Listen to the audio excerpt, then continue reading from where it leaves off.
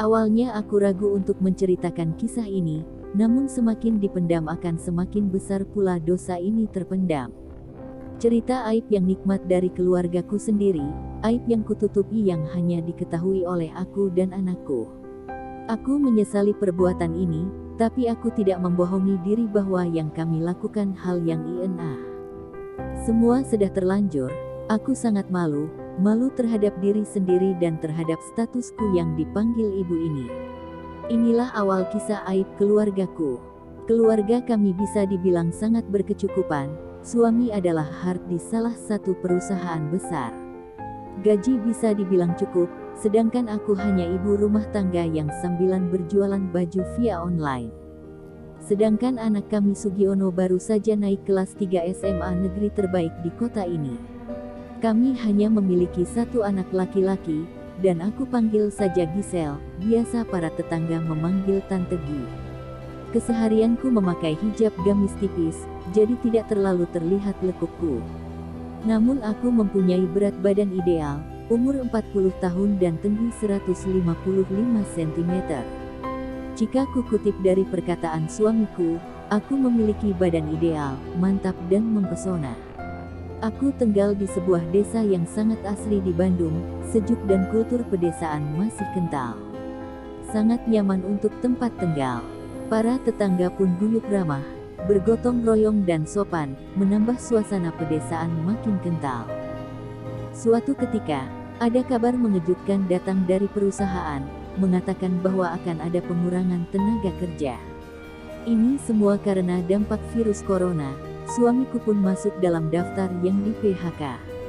Kehidupan ekonomi keluarga kami langsung turun jatuh, ketika suami tidak bekerja lagi dan tidak memiliki penghasilan. Uang pesangon kami simpan untuk memenuhi kebutuhan sehari-hari dan sekolah anak, juga sedikit menambah usaha kecilku. Hingga suatu hari, ada teman kantor suamiku berkunjung dan mengajaknya ke Kalimantan untuk bekerja di perusahaan sawit. Awalnya aku tidak setuju, karena suami akan meninggalkan kami untuk merantau jauh di sana. Namun melihat kembali kebutuhan ekonomi kami yang di ujung tanduk, dengan terpaksa aku mengikhlaskan suamiku. Saat ini di rumah hanya aku dan anakku, kami di sini harus benar-benar mengencangkan ikat pinggang alias prihatin. Mengingat anakku yang semakin dewasa, jadi sering berpergian bersama temannya, membuatku merasa semakin kesepian. Sudah 2 bulan semenjak suami merantau, memang selalu beri kabar, namun rasa rindu ini sulit diluapkan. Suatu malam, anakku sedang keluar dengan temannya, rasa sunyi ini semakin menjadi, rindu kehangatan kangen dengan suami. Rasa keinginanku pun muncul tak tertahan, hingga ku tak kuasa menahannya sendiri. Terlintas dalam hatiku untuk melakukannya sendiri, jadi selama itu aku melakukannya. Hari demi hari kulakukan serba sendiri, hingga suatu hari anakku mengetahui hal yang kulakukan. Mungkin karena sudah kepingin, aku jadi lupa mengunci kamar. Aku kira anakku bakal pulang larut malam, ternyata kegiatannya tidak jadi sehingga pulang lebih awal. Aku benar-benar kaget bukan kepalang, anakku yang iba-iba masuk mengacaukan semua imajinasiku. "Bu, ibu sedang apa?" Matanya yang menatapku penuh makna, dan aku hanya diam dengan keadaanku yang tidak karuan. Dengan rasa malu, aku menjawab pertanyaan anakku, rasa gugup dan takut membuat jawabanku terbata. Gi, ibu kangen bapakmu, ibu juga kesepian," itu jawabanku. Dengan terbata sambil melihat dia berdiri terpana di depan pintu. Berbagai alasan kulontarkan agar Sugiono mengerti, bahwa aku merindukan bapaknya, dan akhirnya dia mengerti juga. "Kamu tumben jam segini sudah pulang nak?" tanyaku pada Sugi, sambil merapihkan selimut.